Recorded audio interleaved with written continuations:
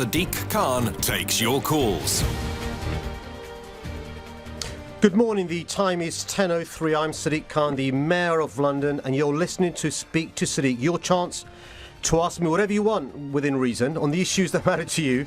So call me on 0345 6060 973. You can text me on 84850 or tweet your comments to @LBC using the hashtag Speak to Sadiq. James. Thank you. Very nicely done. Well, a handover. Sadiq Khan with us for at least half an hour, unless we can sort of barricade the door. So do feel free to get in touch imminently with your questions to him. And I don't want to preempt any of them, but I just want to start with something that's popped up on this programme in recent weeks, since the Grenfell Tower tragedy, actually, Sure. in which I wonder whether it's taken you by surprise as much as it has myself and my listeners, which is this practice of decanting, this system under which I won't use the word in cahoots, but certainly in combination with property developers, councils seem to move people out of what was previously social housing in the hope that they will never move back in again. And we saw it yesterday on the Sutton estate. Rachel Venables was picking through the broken glass and 3 wings of the Sutton estate in Chelsea that have been closed down and then rendered uninhabitable, apparently to stop squatters moving in. But lo and behold, when the planning application comes through, the provision of social housing has been decimated. It's a big issue. The euphemism that is often used is estate regeneration, which in general terms is a good thing. The idea of regenerating an estate, improving the quality of the homes is a good thing. The problem is many developers, councils and housing associations move out those social tenants, improve the fabric of the building, and those tenants can't get a right to return. And so what I've done is, for the first time ever, as a mayor, we're now working on a best practice around estate regeneration. So the expectation is, if you're going to regenerate an estate, there's got to be a right to return for those council tenants. You've got to make sure those leaseholders have the protection in law. And this particular application you're talking about, I objected to, because the number of social homes provided after the so-called regeneration was less than there are now. But also, as Rachel reported yesterday, at a time when there is a housing crisis in that part of London, and there are people in social housing who can't be permanently rehoused or temporarily rehoused by the council, it beggars belief that you've got buildings that are being... And you have the power to do this, do you? Well, not the powers in relation to given by statute, but what I'm saying to housing associations and councils and developers is the expectation is you will follow my best practice. And that means consulting residents, tenants and leaseholders.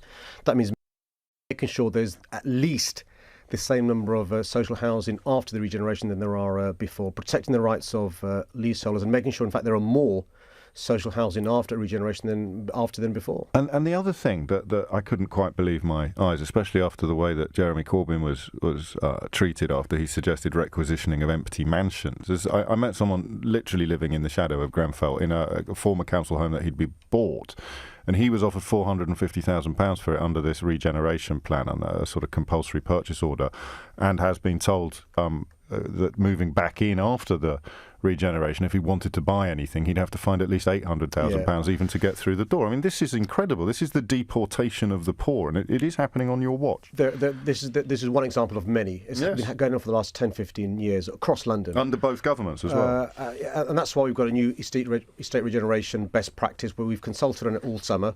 We'll be publishing the final version this autumn. And that'll mean this sort of behaviour where leaseholders, and you're giving an example of a leaseholder, is basically not protected, shouldn't happen in the future, but also social tenants should be able to return to the estate once it's been regenerated. So we get the plan in October, do we? In the autumn? This autumn, yeah, okay. Right. And that's when we can check to see. Yeah, that'll address this issue. And that also includes, by the way, consulting residents before regeneration. What's happened in the past is tenants, leaseholders, council tenants, tenants from housing associations haven't been consulted when it comes to regeneration, and their rights are taken away from them. Last bit from me. Did you know that this was happening on this sort of scale before you became mayor? Because my switchboard melted and I couldn't quite believe my eyes. People up and down the country, particularly in the capital, everything from can we have a ballot on whether they're allowed to knock down our block or hundreds of stories like the one I've just told you. Did you know that this kind of decanting of the poor was unfolding on an industrial scale?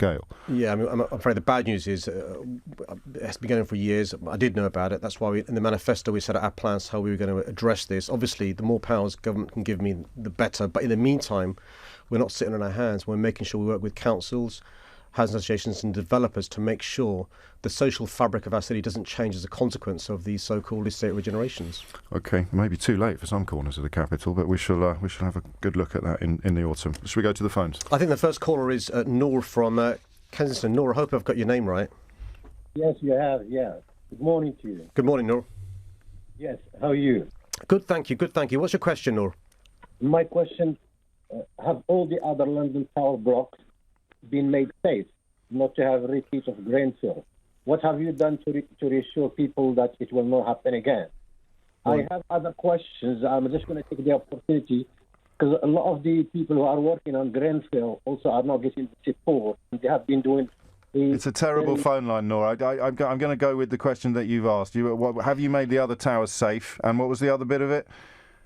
Yeah, so not to have a repeat of Grenfell. Yes, OK. So what's in place? What's happened? Nora, thanks for your question. So I've been attending the task force meetings the government's organised in relation to what's followed from the awful tragedy at Grenfell Tower. One of the first things that I sought to do is make sure that literally those thousands and thousands of families around the country, in fact, not just London, who live in tower blocks, have the reassurance that they go to bed at night and they're sleeping in a safe building.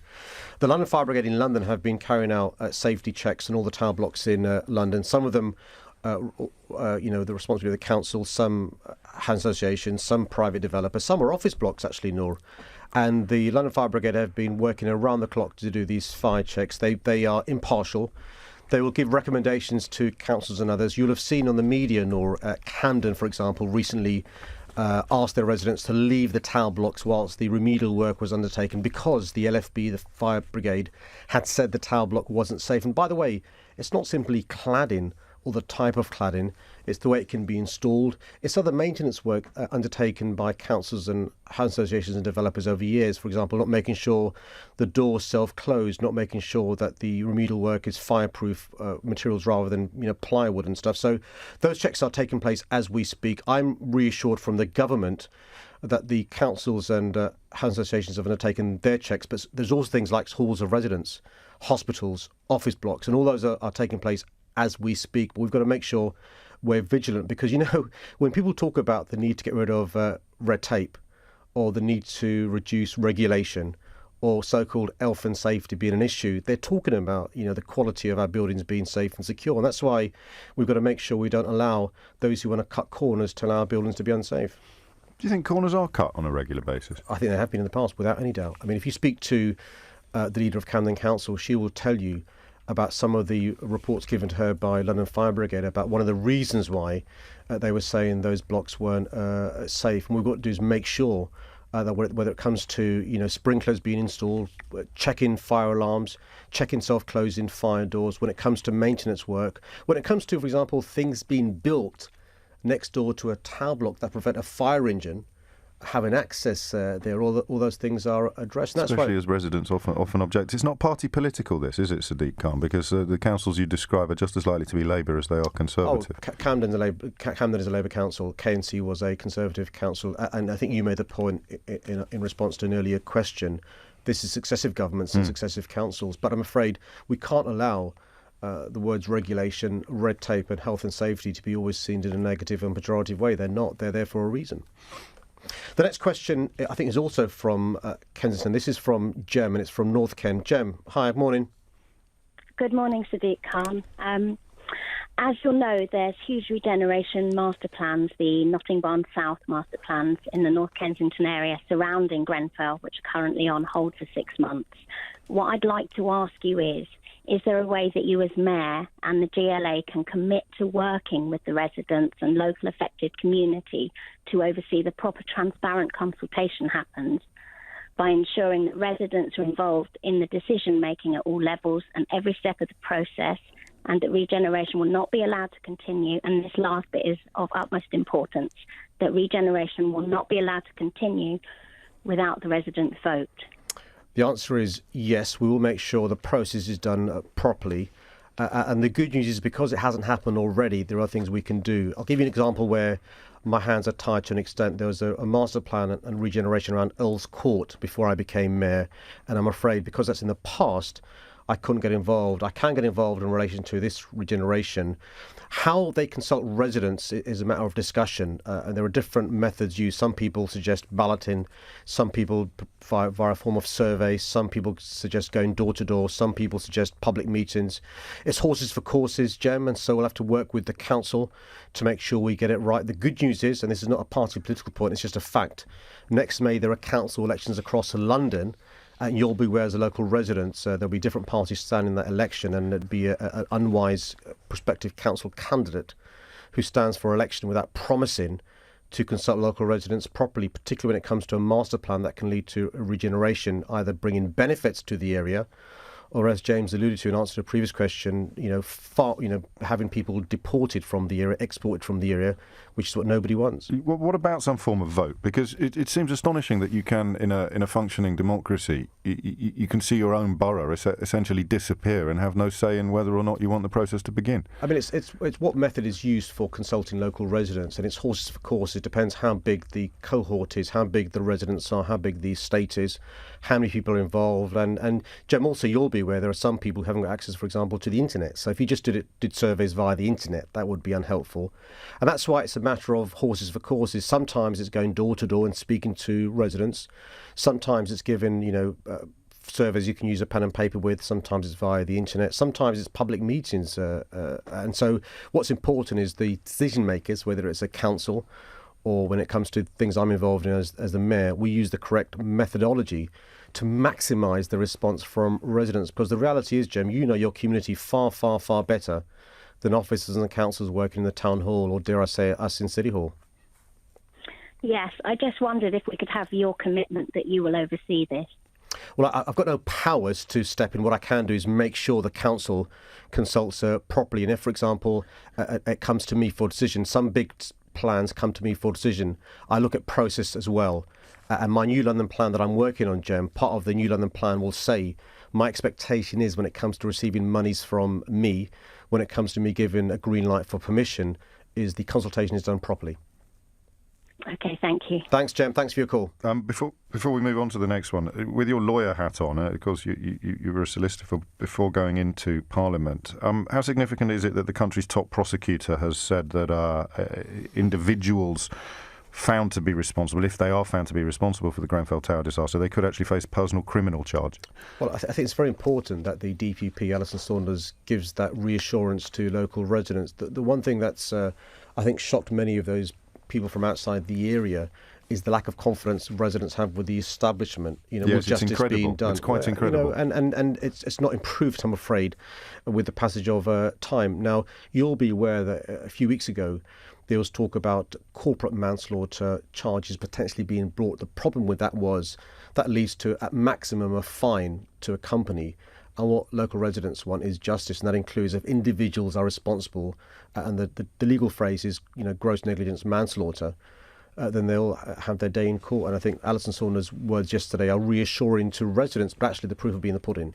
And the police are working incredibly hard. Outside of a terrorist crime, the number of officers involved in this investigation is the largest for criminal activities, more than 250 officers involved. And the key thing will be making sure justice is not just done, but justice is seen to be done as well. I think we're staying in the Royal Borough for the next one. And that's as we should. The next call is from Andrew, also from Kensington. Andrew, over to you, mate. Hi, morning, Sadiq. Hi, morning, Andrew. I was calling about the Sutton estate, which you said you were sort of aware of, and that. And if you are aware of the social cleansing, if you are aware that they're smashing up the place and kicking people out of the borough, why are you giving the company Clarion 170 million of our money for social housing or to build affordable housing? I mean, the two seem incompatible. Everyone else seems supportive of us and of the Sutton estate, and you seem to be going and giving money to the people who want to smash it up and put up luxury flats. Thanks, Earl. Let me disaggregate this. There's a number of different points that you've raised. So the first issue is the plans of Affinity Sutton in relation to the Sutton estate. and I've objected to those plans, and I'm actually, to give credit to the council, so the council objected to those plans. There'll be a public inquiry. The fear is that the plans were rejected before this process of deliberate damage took place, and the fear is that renders it somehow a softer target for a planning application, because you can say, well, look, no one can even live in it now, so why can't I build a bunch of luxury developments here? No, well, the chair of the public inquiry is not naive, and the chair of the public inquiry will recognise that if this has been a device used to try and influence his or her decision, that won't be allowed to happen. And I'll be making submissions, Andrew, to that public inquiry, as I'm sure residents will. I think you've got until August the 18th to respond to the public inquiry. The second issue is in relation to me working with housing associations across London to make sure we build genuinely affordable homes across London. And I've reached a deal with the government to make sure we build more homes in London. I want to make sure they're genuinely affordable. And what I've done, Andrew, is reach a deal with 8 different housing associations. You're right, one of them includes a successor to this housing association, and that will lead to 38,500 homes being built in London, of which at least 60% will be genuinely affordable. And what I'm able to do, Andrew, because of the estate regeneration best practice I'm consulting on now, is make sure in any future estate regeneration, no social tenants or leaseholders will have their rights less strong than they are now. They'll have a right to return. There'll be proper consultation, and we'll make sure that in the future, post the London Plan, post the estate regeneration best practice, we kind of what's happening now in K&C. The meat of Andrew's point, though, is that Clarion is one of these organisations that has in the past been involved in some of the decanting processes that leave so many residents frightened of the future or regretful of the past. And he wants to know why you've handed over, or you've got into bed with an outfit that is essentially. Am I right, Andrew? You think that their track record suggests that they're. 2 things. Go on. Yeah, absolutely. I mean, if you're giving away 170 million, you use it as a negotiating tool. You try and save social housing. And secondly, the right to return for people in those houses. They've thrown out most of the people, Sadiq. They're destroying social housing in the area. You know, if you're giving away the money, use it as negotiate. If you're not up to it, you and James Murray, your deputy, should know better. Well, thanks for your comments, Andrew, but I think with respect, the reason why I think your criticism is unfair is there are conditions attached to this money going forward, number one. Number two, we've made sure that 60% minimum of these homes will be genuinely affordable going forward. But also, you'll be aware, Andrew, as an expert in this area, that there are many, many councils across London, many housing associations across London who in the past have been involved in estate regeneration that we both will be critical of. The key thing is in the future, they can't do this. And I can reassure you that not only did I object to these plans, as did the council, but also I'll be giving evidence to the public inquiry as well. What I can't do is retrospectively change what's happened in the past. What I can do is make sure it doesn't happen in the future. The problem is we see your officers and your deputies and yourself being wined and dined by the PRs, by these developers, by these housing associations, and suddenly they get 170 million and social housing disappears from the area. And the two seem totally incompatible. What would proof look like to you, Andrew? And then I can hold the Mayor to account in that search for that proof over the coming years. One, that at least the same number of social housing is maintained in that area and not pushed out to other parts of Chelsea or up to the north or out of London. Two, that that if he's giving away our taxpayers' money to these people, that he negotiates with them first, that he says that no, this regeneration will not go ahead, the demolition of these houses will not go ahead.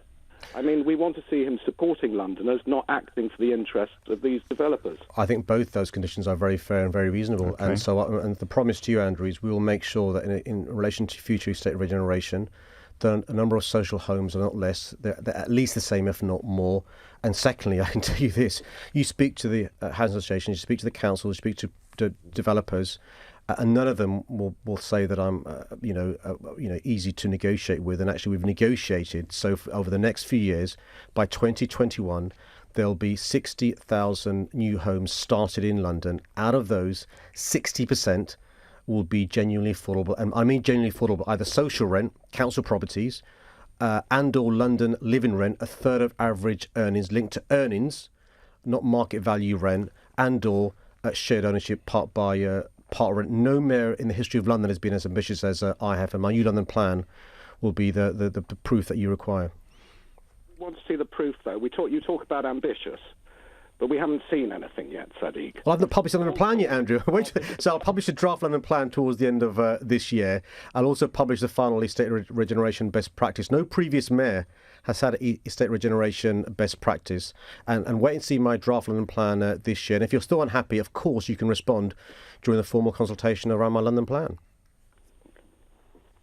Okay, we wait and see. But, I mean, from your record so far and what's happened so far, you really have a lot to prove. Well, let me deal with that, Andrew. Well, let me deal with my record. In the last year, Boris Johnson was the Mayor of London. The number of homes given permission that were affordable, and that's his dodgy definition, was 13%, 13. For those applications that have come to me for approval, in the space of a year, that's increased from 13 to 39%. So I think you've got to be a bit fair, Andrew.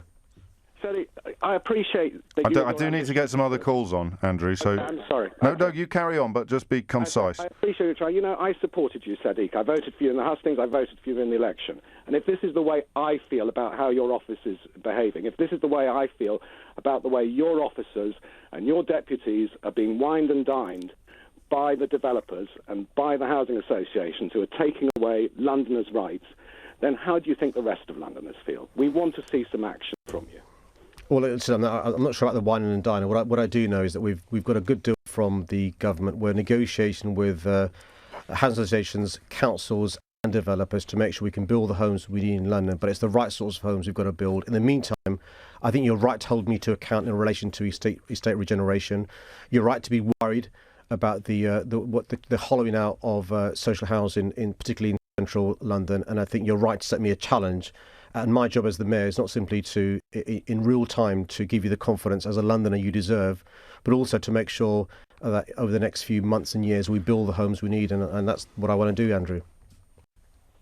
We'll see what happens. We'll see. We will see what happens. Thanks, Andrew. Thanks for the call. Thanks for engaging. I hope you feel, Andrew. I kept very quiet during that exchange, so you'd have the opportunity to come back at the mayor. You mentioned Boris Johnson. What's happened to the Garden Bridge money? Why hasn't the trust been wound up? Well, the money that Boris Johnson gave to the trust has been spent by the trust. So that's £50 million of our money, and as I understand it, the wealthy investors only made pledges, so none of them have actually lost any money. Absolutely right. And that's one of the well, how are we going to get it back? Who's going to hold Boris to account? One of the criticisms of Dame Margaret Hodge in her report was the fact that there was no incentive for those who'd pledged money, these rich donors, to actually give the money over. These are pledges, not actual money. As a consequence of the deal made by the previous mayor, monies were given to the trust by him and by the government. That money's been spent. I'm quite clear no more of taxpayers' money over which our responsibility will be But have we spent. waved goodbye to the 50 million then? Is that? It does look that way, yep, because it's been spent. And there's nothing you can do to sort of chase the man who spent it? No. I know where he is. He's in the Foreign Office. I tell you why, because the previous mayor signed what's called a mayoral direction, which means the money gets transferred from TfL, Transport London, over to the Garden Bridge Trust. They will say, and Dame Margaret Hodge looked into this, they've spent the money, and so without laying a single brick. No building work's begun, no construction has £50 begun. million. They've also not resolved the issue of ownership of land on the Coin Street side of the south side of the proposed bridge, and this is one of the reasons why I'm criticised by Tory members of the Assembly for having reviews. This is why I asked Dame Margaret Hodge to undertake this review, and it does beg a belief, and that's why once I considered the review from Margaret Hodge, there's no way I could authorise any further expenditure of taxpayers' money. And the trust still in place? The kids' company directors are probably going to be banned from holding directorships in the future. Could you do something similar with this trust that has blown 50 million quid's worth of taxpayers' money with absolutely nothing to show for it? The government can, I can't. I haven't got the powers. Okay. And so it's an issue for the government. Do you think they should? Well, I think there are serious questions to be asked. Do you think that the trustees should be banned from similar positions? Well, they would argue if they were here. That well, they're not. I want to know, do you think they should be? Well, I think I echo the comments of Dame Margaret Hodge, which is serious questions should be asked about Boris Johnson, about processes used, but also by the fact there's no evidence of value for money with the money that was given to the Garden Bridge Trust from the government and also from the previous mayor. Okay. The next question is from Pilgrim. It says Kennington here. Should that be Kensington? No, it's Kennington. That's why I underlined it. Sorry, You've just had 4 Pilgrim, calls from I'm Kensington. sorry. I'm sorry, Pilgrim, and also listeners, and pains me to apologise to James as well for not being able to read his handwriting. Pilgrim, over to you. Hi. Yes, so I'm phoning about two things, both in relation to regeneration. The first is I wanted to talk more about consultation. And the second issue that I think a lot of people would like to talk about is the Haringey Development Vehicle, and to question why Sadiq Khan hasn't spoken out in support of residents, particularly in view of the poor consultation that's happened there, and the huge impact of that project, which I'll just explain, is effectively putting £2 billion worth of council-owned, publicly owned land, property and business premises and into a private development vehicle, which is going to be 50% owned by a huge multinational property development company, which has got a very sketchy history when it comes to involvement in public housing projects in London. OK, let me do both those questions, Pilgrim. Firstly, in relation to consultation, I've been quite clear. Process matters. Good process leads to better substantive decisions being made. And that's why I'm the first mayor ever to, for example, try and work towards an estate regeneration best practice guidance. And because I believe in consultation, I've spent this summer and spring consulting Londoners about what should be in the best practice guide. And we've, by the way, had a record amount of submissions in relation to our estate regeneration best practice. So that's in relation to consultation. I think is very, very important. And by the way, if you look at some of the responses that we've received around air quality, around some of our transport plans, some of our policing plans, the largest number of Londoners responding to plans from mayors than ever before. And I'm hoping the London plan that they'll publish, the draft one later on this year, will also have a large number of respondees responding to that. In relation to the specific question you asked, the reason why often you won't see me getting involved is because I have what's called a quasi-judicial role. So often some of these things come to me for decision making later on in the process, and if I express an opinion early on, I can be accused of being prejudiced. So when it comes to me being quasi-judicial as a functionary, when it comes to a planning matter, not unreasonably, a developer or a council will say I'm prejudiced, and they may make an application to have me excluded from decision making. So I know it's frustration, Pilgrim, in real time when I'm not responding to things as they're being discussed. But often there's a reason why, and I think in the particular case you're referring to, it could well be that application, because it's so big, comes to me for sign off, and that's one of the reasons why I can't get involved at this stage. Right. Okay. I mean, going back to consultation, what I did want to talk about was in your draft consultation guidelines that you wanted submissions of, the actual residents themselves, the group called Demolition Watch, have specifically requested that tenants are able to ballot on the outcome of their estates. Now, I know a caller mentioned this earlier on, but this is really crucial because all of these councils will say that they've consulted. And if it's the decision makers forming the form of consultation, all consultations can be managed to be convenient to the people who are looking for particular outcomes and particular answers. Pilgrim speaks for a lot of people here, and you've got a big problem as Mayor of London, as a Labour Mayor of London. They expect a politician like you to be on their side in a way that perhaps they wouldn't have, rightly or wrongly, they wouldn't have expected Boris Johnson to be. And what she describes is a system that they don't feel is fair, constantly up and down from Elephant and Castle to Kennington to Kensington to Earl's Court. Everywhere you go, people think there are stitch-ups unfolding. You mentioned you're not aware of the wining and dining. It's on the GLA website. You can see for yourself where your officers receive hospitality from some of these people involved in these developments. To be fair, they call us the deputy mayors. Well, all right then, okay. But people in your kind of operation, it goes on all the time, and that's how it looks from the outside. Pilgrim is a tireless campaigner in this field. I met her at Grenfell Tower where she's been doing work. How can you offer? You can't just say I'm publishing a plan in October. Well, I know it's true, and I know you are, but they need something. They need some meat. They need something to reassure them that it's not going to be another stitch up, that they're not going to be shunted out to the other end of the country or the city, and that their home will still be their home 2, 3, 5 years from now. Sure. I mean, the issue is how people are involved in estate regeneration. And so just to state the obvious, which I've said before, but I've got to say it again, for the first time ever, we're having a best practice for estate regeneration. We're consulting on it, and Pilgrim is articulating a view that many others have articulated, which is how you consult. Yes. Because often it's a They've heard it all before.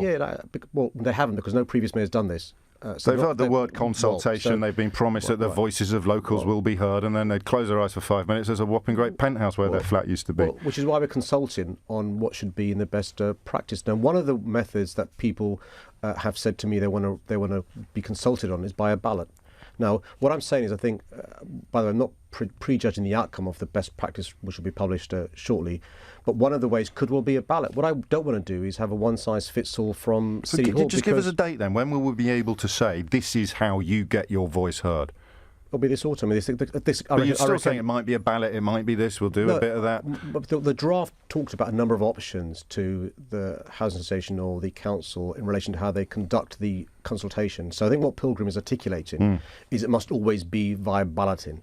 Now, what I'm saying is, without prejudice to the final best practice report, that could well be one of the ways that a council or a housing association consults, and the presumption may well be it'll be a ballot.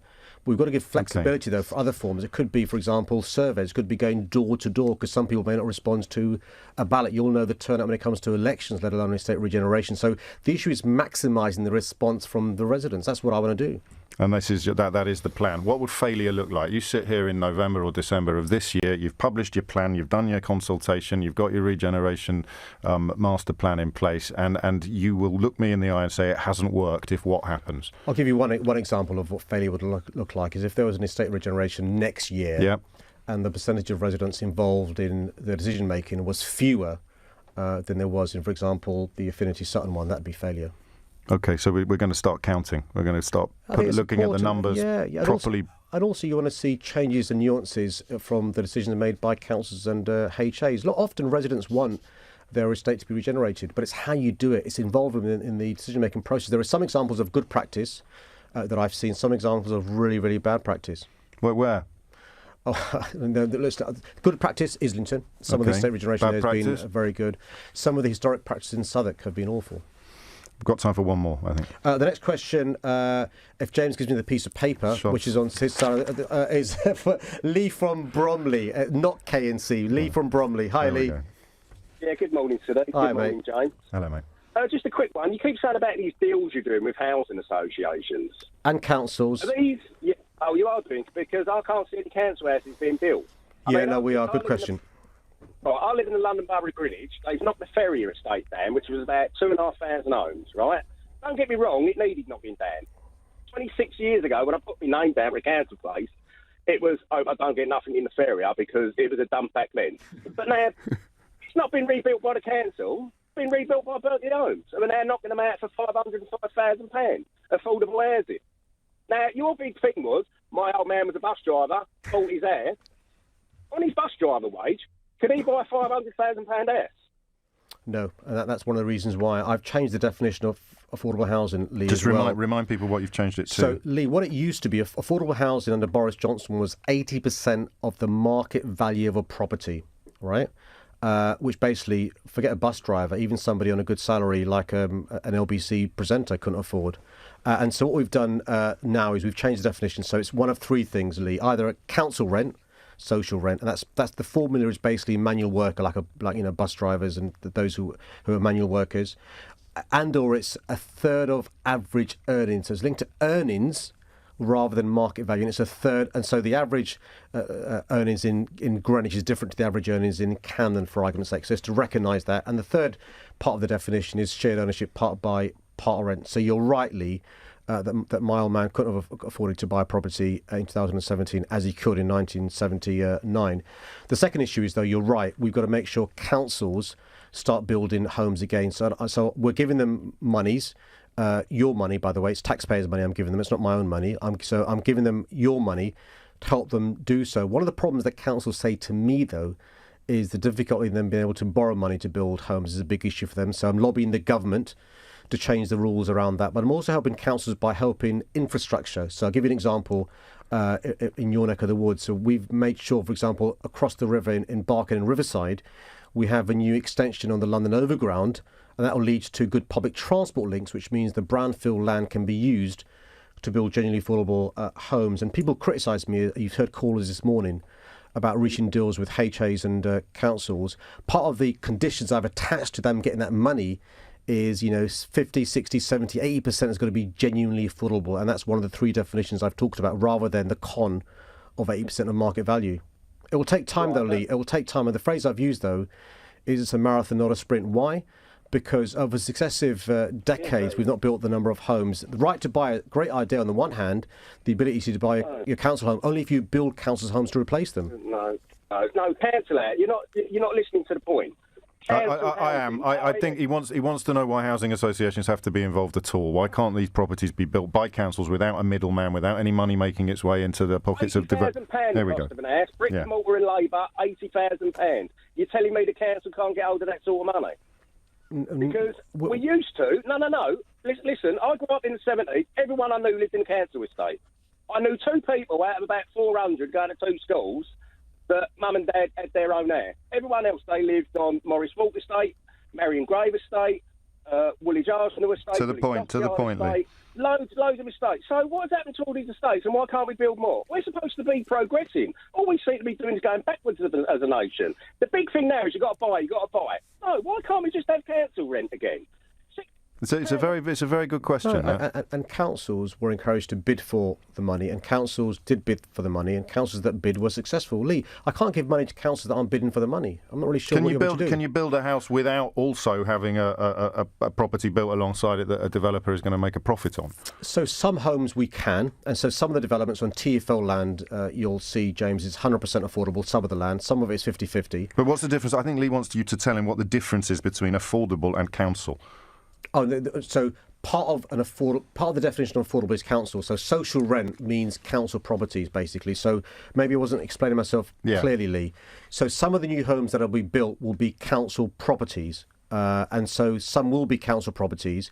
The issue isn't us not giving the councils the monies. The issue is the councils themselves having problems in relation to land allocation, infrastructure and monies from government. And so if councils bid for the money, they will get the money. But it won't be a council house in the old-fashioned sense, because... Oh, no, some will. No, some will. To be fair, some councils are building old-fashioned council homes with but only on property they already own. On land they already own, yeah. So if it's, okay. Lee, does that help? Well, it does and it don't, because they own the land on the ferry up at Berkeley Homes rebuilt it. So how's that helping? That's 2,500 council houses you lost there. That's helping no one. There's just people moving into the area that have got the money. That is the perception. I mean, this is before your time, but it's still the perception is that it... Just to defend councils for a moment, because I think it's important to defend councils. I mean, councils want to build council homes, and what often they do is they allow some of the homes on a piece of land to be market rent, market sale. So that revenue stream allows them to build more council homes, because councils themselves have had half their budgets cut over the last 7 years.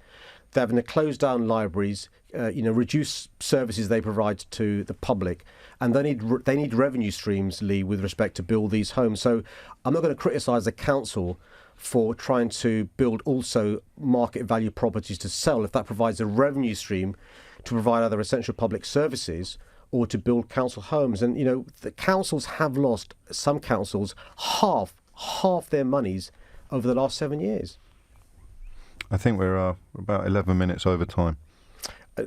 Well, James, thank you very much for having me on again this month. Hoping to come back again next month. And for those listeners who couldn't call in, feel free to tweet directly to me or tweet James, who I'm sure will hassle my office for me to give a response. And of course, we've confined our conversation entirely to housing regeneration and Grenfell Tower.